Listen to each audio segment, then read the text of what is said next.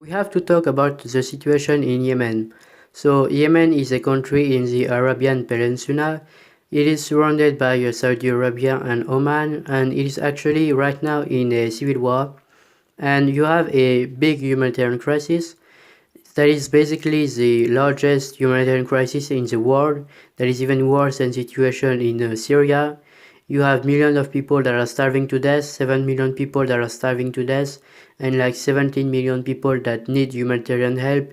We have like 50,000 child that could die at the end of the year if we don't do something. We have a big humanitarian crisis. We have Saudi that is doing a blockade. So there is an article from the Washington Post. Saudi Arabia just reopened 2K port in Yemen that won't prevent a famine. So, for the past few weeks, Saudi Arabia has made it almost impossible to get food to Yemen, one of the poorest countries in the world. Yemen has been tiptoeing toward famine for the better part of the 3 years. It is a man-made crisis born of immense political instability. The country has been divided into pieces by warring factions backed by Saudi Arabia and Iran. Terrorist groups like Al-Qaeda control portions of land too, and made worse by climate change, rendering a dry and arid country nearly devoid of usual land and clean water. Okay, get this. 80% of the country's population lack access to reliable food.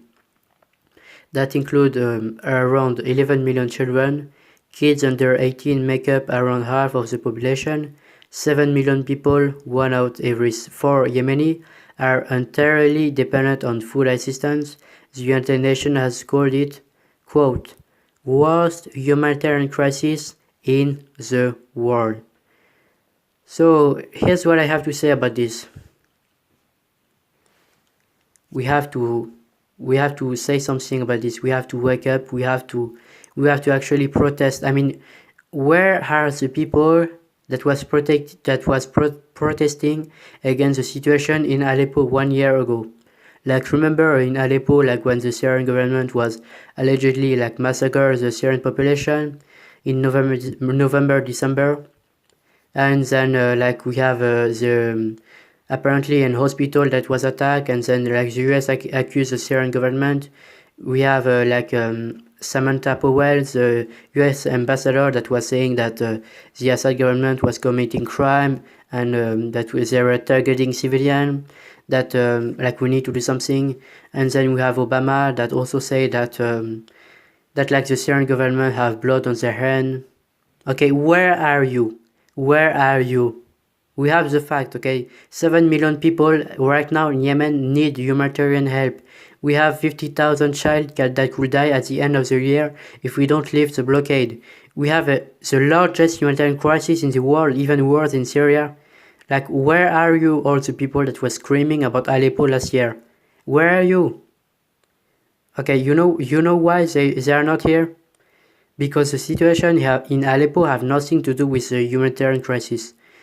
The humanitarian crisis in Aleppo was just a pretext to a military intervention. Okay, remember they wanted to Hillary wanted to do a no-fly zone in Syria, in Aleppo, to stop the humanitarian suffering. I mean, at least that's what she say. Even though I don't trust her at all, the no-fly zone would stop the Syrian government from using aircraft.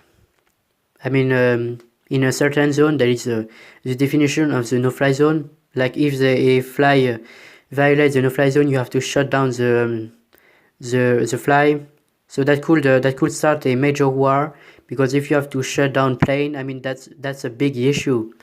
So it have nothing to do with humanitarian reason, because if they would have something to do with humanitarian reason, the US will stop arming Saudi Arabia and stop helping them in their destruction of Yemen. They will stop giving them billions and billions of dollars. They will sanction them and condemn them. I mean, you have the worst atrocity that is happening currently in Yemen, and like we aren't doing anything. Like, we have to do something. There is the largest humanitarian crisis in the world, and the problem is that we view this as through the spectrum of oh, that's fine, you're Saudi Arabia, you're our ally, so you can do whatever you want, but the Syrian government or the Iranian or the Russian, no matter what you did, you are wrong. No matter what you did, you are wrong. Even though that is completely bullshit, actually Saudi Arabia is doing a genocide in Yemen, a famine. They say that they want to fight against the Houthi rebel, but like they're not gonna win. They have make almost zero gain. They still couldn't be able to retake the capital in Yemen, Sana'a. They are still under the control of the Houthi rebel. I mean, just lift the blockade. You're not gonna win. Millions of people are going to starve to death, and that is going to make the situation worse. I mean, how many times did you heard people in the television, politicians, people that was screaming about Aleppo last year? Where are they? Where are you for denouncing the situation in Yemen? Where are you? I mean, you have the same situation. You have Saudi Arabia committing war crime using a bomb that once they are in the floor, like they do not immediately explode. So there is a threat to the civilian. I don't remember the name of the bomb, but that is illegal under international law. If you work on the bomb, then you could die. And the problem is that they did not immediately explode, and it could kill a massive number of civilians.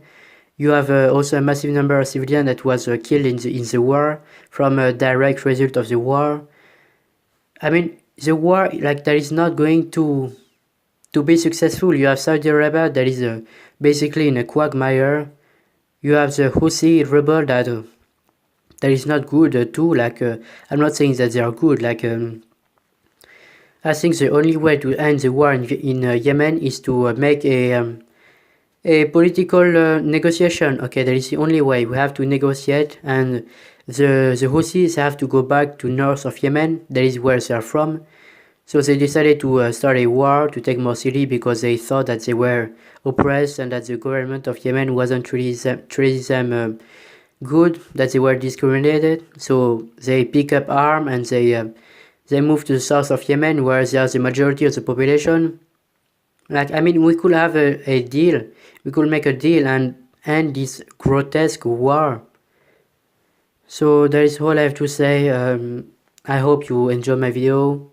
If you do, you can subscribe. If you don't, you can unsubscribe. I don't know.